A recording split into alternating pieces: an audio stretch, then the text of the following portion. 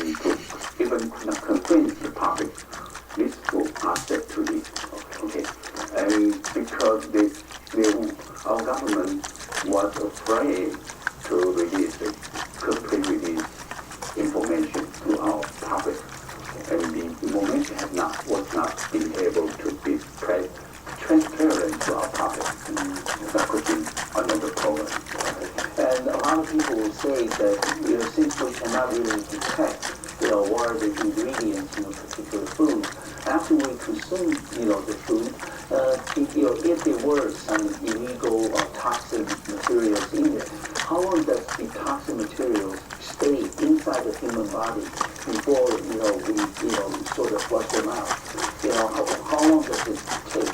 Or does it, flush out all the illegal ingredients completely? This is a very interesting question. Actually, all that chemical used in food, we call small molecules. Okay. So they would not stay in our human body very long, maybe several hours. We call half-life. That increase the amount of chemical. You get all the purities, impurities. Make some medicine. Need for the chemical. And good. And makes you feel good. Makes your exosystem, your your kidneys, no heartburn, nothing like that.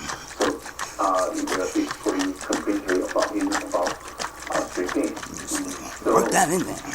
That's why it has been very difficult for us to start in human potential health effect caused by this kind of chemical, because this we consume this compound every day. And finally, the clinical symptoms was diagnosed by a doctor, but it has been for a long time, so the doctor could not trace back what this symptom caused with chemicals. Actually, daily we consume many chemicals. Yes, so it's very difficult to identify the effect caused by which chemicals. That has been very difficult. And Professor Wu, as a precautionary measure, would you then recommend that consumers in Taiwan or around the world should read the label, for example, on the back of the packaging of the foods they buy before they decide to purchase? Is that really the important first step that all the consumers should have? Yes, I highly recommend that. But as we understand that the label may not fully disclose all the information, but at least most of the information should be on the label.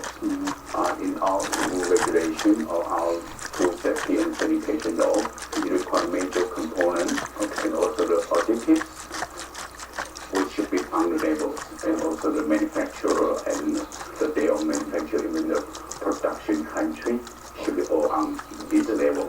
But it's not complete. For example, it has been very controversial because at the beginning of this year, when our government tried to amend the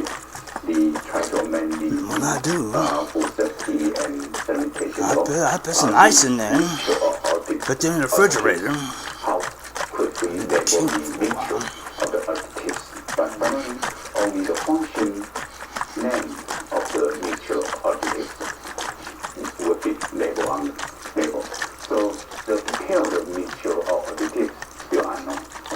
And finally, before we end this part of the program, Professor Wu, what are some of the other ways that people can learn to try to protect themselves and enhance the level of food safety?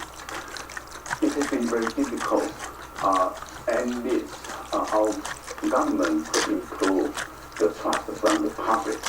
So when they release the information, they should fully and disclose all this information, but it hasn't been done in all the style.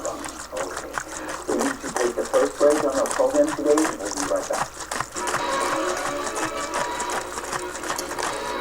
I can do this all day.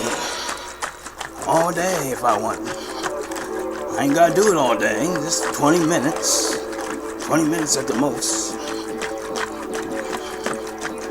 You put it in the freezer. Don't let it ice all the way. Just let it get where there's a sheet of ice on top of it.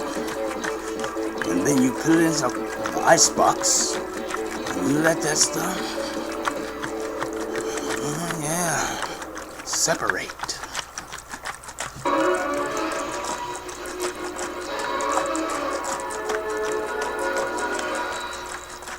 Welcome back to the second segment of today's program here on the Taiwan Outlook. I'm your host, Ray Guo. We will continue our conversation with Professor Wu Kunyu, who is a professor of the Department of Public Health and also